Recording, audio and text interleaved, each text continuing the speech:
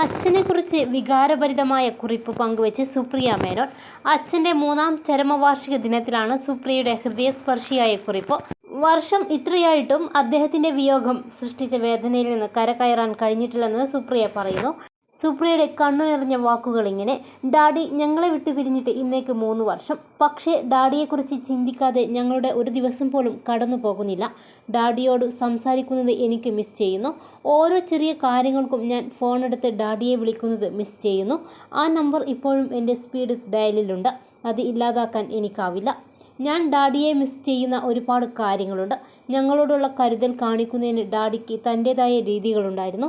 എവിടേക്കെങ്കിലും പോയാൽ ഞാൻ അവിടെ എത്തിയോ, എന്തെങ്കിലും കഴിച്ചോ എന്നൊക്കെ വിളിച്ച് ചോദിക്കും. ആ സമയത്ത് ഞാൻ വലുതായി എൻ്റേതായ രീതിയിൽ കാര്യങ്ങൾ ചെയ്യാറായെന്നൊക്കെയായിരുന്നു അന്ന് ഞാൻ പറഞ്ഞിരുന്നത്. ഇപ്പോൾ അങ്ങനെ ഒരു ഫോൺ കോൾ കിട്ടാൻ എൻ്റെ എല്ലാം നൽകാൻ ഞാൻ തയ്യാറാണ്. ഡാഡിയുടെ മണം എങ്ങനെയായിരുന്നുവെന്ന് ഞാൻ മറക്കുമോ എന്ന് ഇടയ്ക്ക് ഭയം തോന്നും. അതുപോലെ ഞാൻ തൊടുന്നത് എങ്ങനെയാണ് ഡാഡി അറിയുന്നതെന്നും ഡാഡിയുടെ തഴമ്പുള്ള കൈകൾ എന്നെ പിടിക്കുന്ന ഓർമ്മകളും എനിക്ക് നഷ്ടമാകുമോ എന്നും തോന്നും. ഡാഡി, താങ്കൾ എന്നെ സ്നേഹിച്ചതുപോലെ ആരും എന്നെ സ്നേഹിക്കില്ല. ഞാൻ എപ്പോഴും താങ്കളെ മിസ് ചെയ്യും.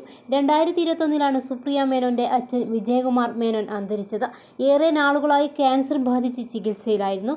ഹൃദ്രോഗബാധയെ തുടർന്ന് ശസ്ത്രക്രിയ നടത്തിയ ചികിത്സയിൽ കഴിയവേ കൊച്ചിയിലെ സ്വകാര്യ ആശുപത്രിയിൽ വെച്ച് മരണം സംഭവിക്കുകയായിരുന്നു. കൂടുതൽ വാർത്തകൾക്കായി ഈ ചാനൽ സബ്സ്ക്രൈബ് ചെയ്ത് വീഡിയോ ലൈക്ക് ചെയ്യാൻ മറക്കല്ലേ.